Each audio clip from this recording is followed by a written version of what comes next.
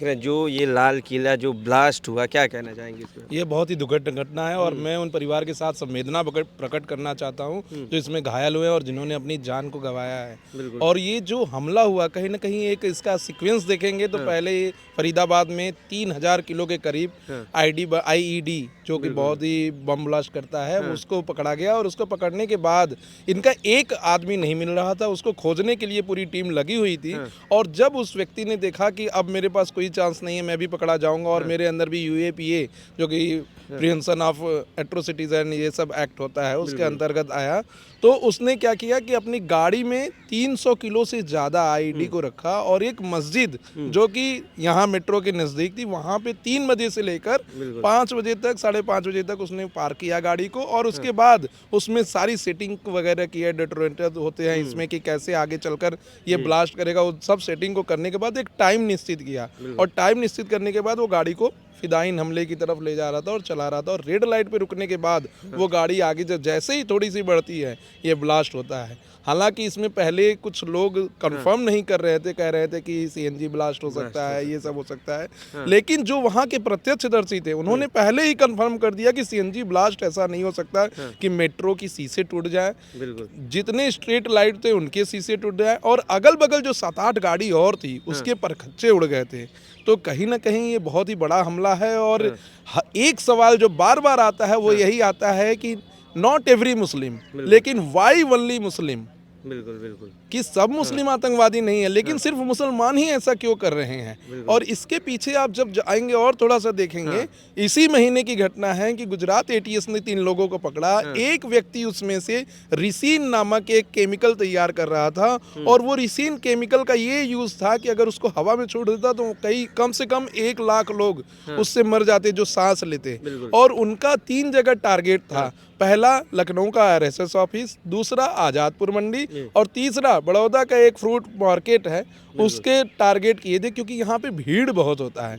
लेकिन बीच में ही एजेंसीज ने देख लिया कि ऐसी घटना हो रही है, उनको कहीं से इंफॉर्मेशन मिला, इनपुट मिला और लगातार छापे मारे गए एनआईए के द्वारा, एटीएस के द्वारा, यूपी एटीएस के द्वारा। और छापे मारने के बाद ये लोग जब पकड़े गए तो एक व्यक्ति जो था उसके पास कोई ऑप्शन नहीं बचा था और उसने ऐसी घटना को अंजाम दिया जो कि बहुत ही कायरतापूर्ण है और कहीं ना कहीं मानवता के ऊपर एक धब्बा है। बिल्कुल। तो जो जिस तरह से लाल किले में जो घटना हुई, तो क्या ये कहीं ना कहीं पहले से इसकी साजिश फरीदाबाद में रची जा रही थी? जी देखिए, ये जो लाल किले की घटना है ये अचानक से घटना हुई है। इसका साजिश जो रचा जा रहा था वो 3 जगहों के लिए रचा जा रहा था। आजादपुर मंडी क्योंकि वहां हमेशा 10 से 15 हजार लोग रहते हैं और इतनी मात्रा में अगर 3300 किलो आईईडी रहता तो इतनी मात्रा में पूरी आजादपुर मंडी को उड़ाया जा सकता है, यानी 10 से 15 हजार लोगों की जान एक साथ चली जाती। और दूसरा आरएसएस ऑफिस लखनऊ जो कि वहां भी बहुत भीड़ भाड़ वाला एरिया है और तीसरा जो गुजरात के अंदर एक फ्रूट मार्केट है वो भी बहुत बड़ा एरिया है जिसमें कम से कम 10 से 20 हजार लोग रहते हैं। तो इनका प्लानिंग तो था कि ऐसी जगहों पे ब्लास्ट करना और ये पिछले 6 महीने से इस चीज की रेकी कर रहे थे। तो ये जो गाड़ी जो इसमें यूज की गई है उसका भी आप देखेंगे तो कई बार रजिस्ट्रेशन किया गया है, कई बार बेचा गया है और अभी गाड़ी के ओनर को और उनके भाई को दोनों को गिरफ्तार करके एनआईए इसमें पूछताछ कर रही है और मुझे लगता है कि जल्द ही इसमें और भी जो तार होंगे वो खुलकर आएंगे। लेकिन सवाल यहाँ पर ये उठता है कि लोग बात करते हैं कि जब आप पढ़ लिख लेंगे तो आपके अंदर ऐसी समझदारी आ जाएगी जिससे आप ऐसी कायरानापूर्ण एक्टिविटी नहीं करेंगे, हरकत को नहीं करेंगे। लेकिन जो पढ़ा लिखा है, डॉक्टर है, वो सब ऐसे कर रहे हैं। कोई रिसीन बना रहा है, कोई आईडी ब्लास्ट के लिए केमिकल्स को, नाइट्रेट को तैयार करके केमिकल्स बना रहा है और ऐसे ब्लास्ट कर रहा है। तो कहीं ना कहीं प्रश्न उठता है और प्रश्न उठना भी चाहिए। और इस गवर्नमेंट के ऊपर कहीं ना कहीं ये हमला है, यहाँ के लोगों के ऊपर हमला है और यहाँ के अस्तित्व के ऊपर हमला है और इसमें ऐसी कार्रवाई करनी चाहिए कि लोगों को एक सबक मिले और आने वाली पीढ़ियां याद रखें कि जो ऐसी एक्टिविटी में इन्वॉल्व होगा उनके साथ क्या होगा। बहुत लोग कह रहे हैं कि जैसे सवाल उठ रहे थे कि आतंकवाद का कोई धर्म नहीं होता, तो फिर ऐसे सवाल क्यों सामने आ रहे कि डॉक्टर उमर ही क्यों? देखिए, मैं इस बात से राब्ता नहीं रखता, मैं ये बात नहीं मानता कि आतंकवाद का धर्म नहीं होता। आतंकवाद का धर्म होता है और ये पर्टिकुलर धर्म से जो बिलोंग करते हैं वही धर्म है।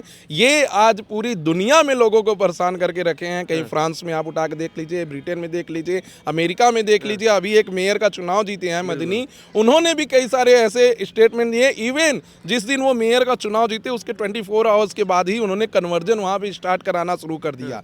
तो कहीं ना कहीं आतंकवाद का ऐसा नहीं कहना चाहिए कि धर्म नहीं होता, धर्म होता है, और नहीं होता तो क्यों बार बार इसी धर्म के लोग आगे आते हैं। हम मानते हैं इस बात को कि सभी मुस्लिम लोग ऐसे नहीं होते, लेकिन ज़्यादातर लोग ऐसे होते हैं, ये हमें कहना चाहिए। और हमें अपने समाज में भी सुरक्षित रहना चाहिए, क्योंकि पिछले एक साल में सिर्फ एक दो घटनाएं नहीं, बहुत घटनाएं। एक मुस्लिम डॉक्टर पकड़ा गया जिन्होंने, जो उनके यहाँ ऑपरेशन कराने जाते थे तो उनका नसबंदी कर देते थे। एक मुस्लिम डॉक्टर पकड़े गए जो उनके यहाँ छोटे बच्चे जाते थे तो उनका खतना कर देते थे, डॉक्टर थे। और ये केस रजिस्टर्ड हुआ है यूएपीए के अंतर्गत। यूएपीए की धारा 16 और धारा 18 लगाई गई है। धारा 16 में ये कहा गया है कि अगर 16(1) अगर आपके किसी टेररिस्ट एक्टिविटी से किसी की जान जाती है तो आपको या आजीवन कारावास या तो फांसी की सजा दी जाएगी। और अंडर आर्टिकल सेक्शन 18 ये कहा जाता है कि आप अगर किसी ऐसे कॉन्स्पिरेसी में जुड़े रहते हैं जो कि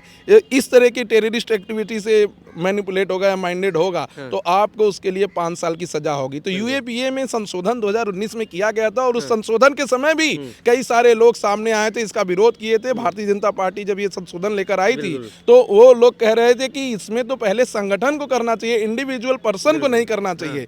और जो 2019 में अमेंडमेंट हुआ था वो अमेंडमेंट ही इसीलिए हुआ कि अगर कोई इंडिविजुअल पर्सन अगर कोई ऐसी एक्टिविटी करता है जो टेररिस्ट एक्ट के अंतर्गत आता है तो उसको भी यूएपीए के अंतर्गत लेकर आएंगे, देशद्रोह का भी चार्ज लगाएंगे और ऐसी एक्ट का भी चार्ज लगा के उनको सजा भी देंगे और उनको जेल भी डालेंगे। लेकिन मेरा मानना है कि ऐसे लोग जो मानवता के लिए एक धब्बा हैं, ऐसे लोगों के लिए क्रिमिनल जूरिस्प्रूडेंस में कोई स्थान नहीं होना चाहिए, उनको ट्रायल का मौका नहीं देना चाहिए, सीधे उन्हें फांसी पर चढ़ाया जाना चाहिए। कोई कानून, मैं सुप्रीम कोर्ट का एडवोकेट हूं, मैं एडवोकेसी को जानता हूं, सब चीज़ क्रिमिनल जूरिस्प्रूडेंस पे चलता है, मानवता पे चलता है, ह्यूमन राइट पे चलता है। लेकिन ऐसा व्यक्ति जो मानवता का उल्लंघन किया हो, जो ह्यूमन राइट्स का उल्लंघन किया हो, जिसके परिवार के कई लोगों को उन्होंने चिराग छीन लिया है, ऐसे लोगों के साथ मानवतावादी व्यवहार नहीं करने चाहिए।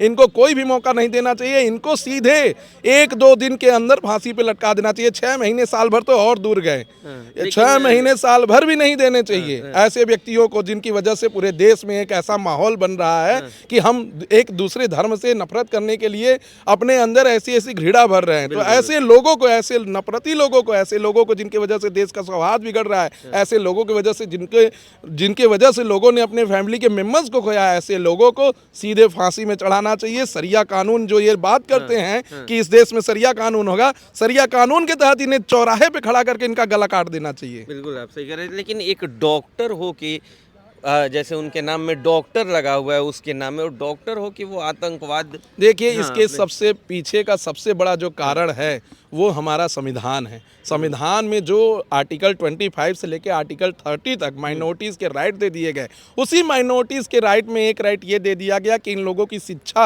अलग से कराई जा सकती है, मदरसे में कराई जा सकती है। जब आप देखेंगे मदरसे की शिक्षा को तो वहाँ पे ज़्यादातर चीज़ें यही सब सिखाई जाती हैं, देश के विरोध कैसे करना है यही सिखाया जाता है। वहाँ अच्छी चीज़ें सिखाई ही नहीं जा रही हैं।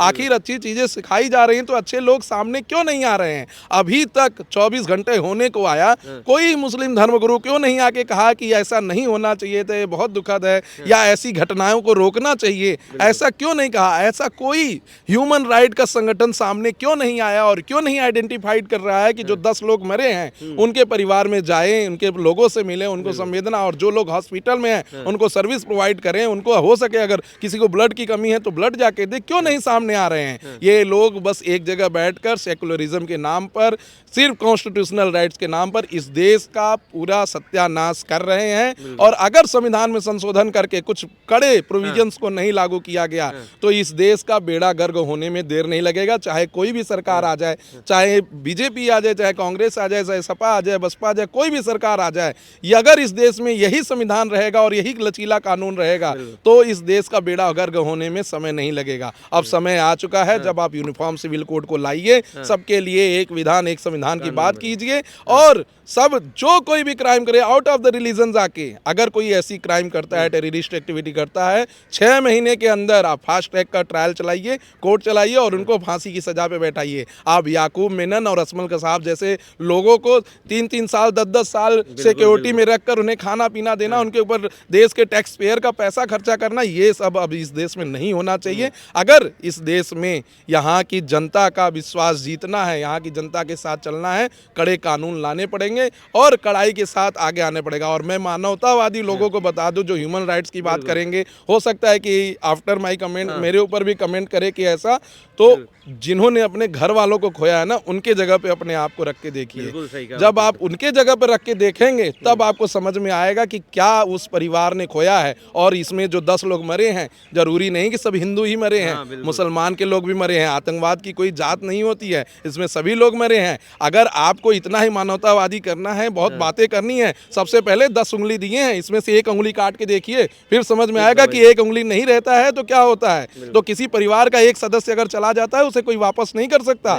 तो जो मानवतावादी लोग आएंगे, जो रात में पिटीशन लगाएंगे कि याकूब मेनन को फाइल न दिया जाए, अजमल कसाब को फांसी न दी जाए, तो ऐसा अब इस देश में नहीं चलने वाला है। इस देश में इस चीज़ का कड़ा विरोध होना चाहिए। ये घटना बहुत ही निंदनीय है और ऐसी घटना आगे चलकर नहीं होनी चाहिए। बहुत बहुत धन्यवाद। धन्यवाद।